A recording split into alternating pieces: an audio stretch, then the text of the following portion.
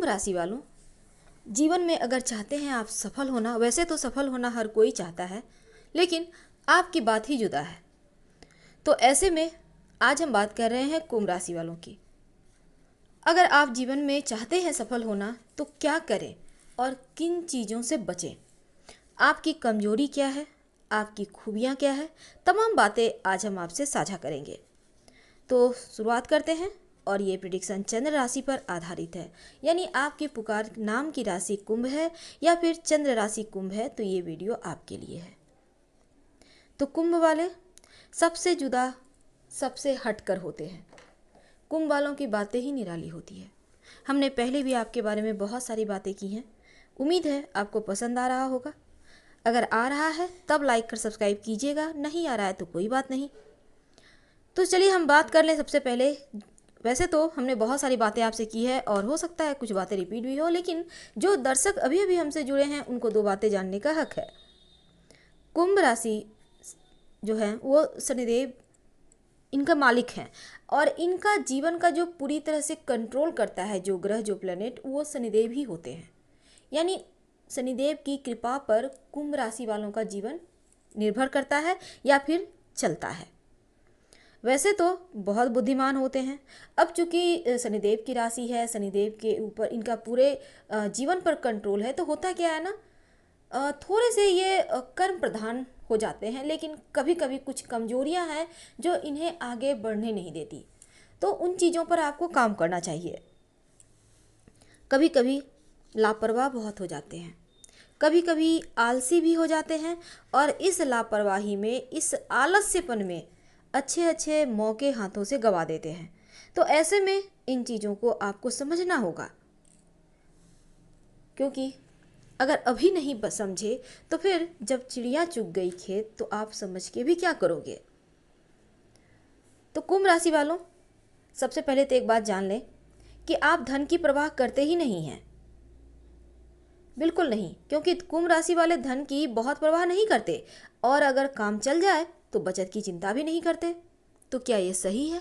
एक बार आंखें बंद करके सोचिएगा जरूर। मानते हैं ये आपके राशिगत गुण है, राशिगत स्वभाव है, लेकिन क्या इसे बदला नहीं जा सकता? हम मनुष्य ही एक ऐसे प्राणी हैं जो अपने जीवन को अपने हिसाब से कंट्रोल कर सकते हैं, चला सकते हैं। इसलिए आपको इन बातों पर गौर करना चाहिए। धन आता रहे, इसके लिए आप क्या करेंगे? धन आता रहे, धन बचे भी, इसके लिए आप क्या करेंगे? और दूसरी बात, आपकी कमजोरी की हम कर लेते हैं। ये जो कुंभ वाले होते हैं ना, कभी कभी नशा के शिकार हो जाते हैं, नशा करने लगते हैं और कभी कभी तो काम को टालने की आदत भी आ जाती है। यानी छोड़ो, बाद में करेंगे, कल करेंगे, आलसी तो कभी कभी हो जाते हैं। अब ऐसा नहीं है कि अक्सर ऐसा होता है, पर अक्सर ये फंस जाते हैं और इनके पास बहुत अच्छा दोस्त या बहुत अच्छा साथी नहीं होता। अक्सर ऐसा होता है, कुंभ वाले अपनों से ही छले जाते हैं। कुंभ वाले अपनों से ही छले जाते हैं और इनके पास ना बहुत अच्छा दोस्त होता है और ना ही कोई अच्छा साथी होता है। तो यहाँ पर आपको खुद पर भरोसा रखकर आगे बढ़ना होगा। इसलिए कर्म प्रधान हो जाइए। वैसे भी जब शनिदेव किसी के स्वामी हो, वह, और हम तो लगभग हर व्यक्ति से कहते हैं कर्म प्रधान होइए। जिस दिन आप कर्म प्रधान हो जाते हैं उस दिन तमाम चीज़ें आज न सही, कल न सही, परसों तो मिलनी ही है। और हम मनुष्य ही ऐसे हैं जो आज के कर्मों का फल कल भोगना पड़ता है। अच्छा कीजिएगा तो कल बुरा मिलेगा, अच्छा ही मिलेगा, और बुरा कीजिएगा तो कल बुरा ही मिलेगा। इसलिए कर्म प्रधान होइए, अच्छे कर्म करें। तो हम बात कर रहे थे, काम टालने की आदत होती है, कभी कभी नशे के शिकार हो जाते हैं और आपके पास ना अच्छा दोस्त होता है ना अच्छा साथी होता है। आखिर ऐसा होता क्यों है? तो इसका वजह होता है आपकी कुंडली का शुक्र। इसके पीछे आपका शुक्र जिम्मेदार होता है। अब आप चाहते हैं कि आपके तमाम चीज़ें आपके पास रहे, आपकी कमजोरी पर आप खुद विजय प्राप्त कर लें। तब क्या करेंगे? सुबह जल्दी उठने का अभ्यास करें और सप्ताह में एक दिन फास्ट रखें। आपकी मर्जी, जिस दिन भी रख सकते हैं। अब चूंकि हमने इसके पहले आपको कहा कि आप धन, अगर काम चल जाए तो ना तो बचत की चिंता करते हैं और ना ही बहुत ज़्यादा धन की परवाह ही करते हैं। अब धन भी कमाएं और धन आता भी रहे। अब इसके लिए आप क्या करेंगे, तब आपको बृहस्पति को मनाना होगा। कमजोरियों पर विजय पाने के लिए शुक्र को मनाना है और यहाँ पर धन की परेशानी दूर करने के लिए आपको देवगुरु बृहस्पति को मनाना है।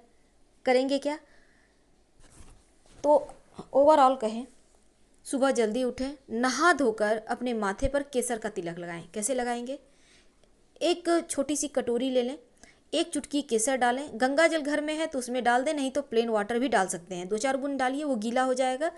बस अपनी रिंग फिंगर को दाहिने हाथ की, राइट हैंड की डालें उसमें और माथे पर तिलक लगाएं। आपको टोटल केसर नहीं उठाना है, बस प्रतीकात्मक रूप से, फेंकना भी नहीं है इसको।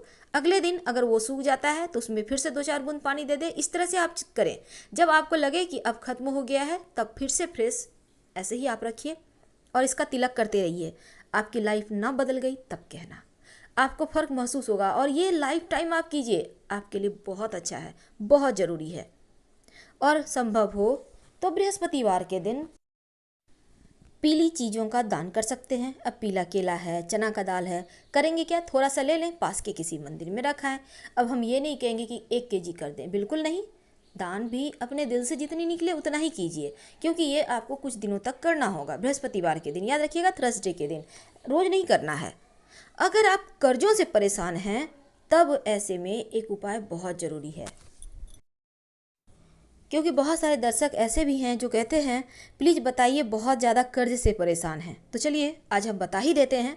सोमवार के दिन आप शिवलिंग पर गंगा जल अर्पित करें, थोड़ा सा सही। घर में अगर शिवलिंग है तो बहुत अच्छी बात है, नहीं तो पास के मंदिर में जाइएगा। सफ़ेद रुमाल में थोड़ा सा अक्षत बिना टूटा हुआ चावल अच्छे से बिल लें, थोड़ा सा लेना है आपको और उसमें रखकर पूजा स्थान पर रखिए। इसको बांध कर मोटली बना कर रखिए। कर्ज से मुक्ति आसानी से मिल जाएगी और प्रयास भी करना होगा, तो यहाँ पर ये काम कीजिए। सफ़ेद रुमाल में थोड़ा सा अक्षत बांध के रखें, बिना टूटा हुआ चावल, याद रखिएगा, क्योंकि आप जैसा करते हैं वैसा ही आपको मिलता है। तो सही सलामत सब कुछ अर्पित करें, सही सलामत पाएंगे। तो छोटे छोटे उपायों से अपनी लाइफ को बेहतर कर सकते हैं। हम आपसे विदा लेते हैं, फिर मिलेंगे किसी नए टॉपिक के साथ। हर हर महादेव, धन्यवाद।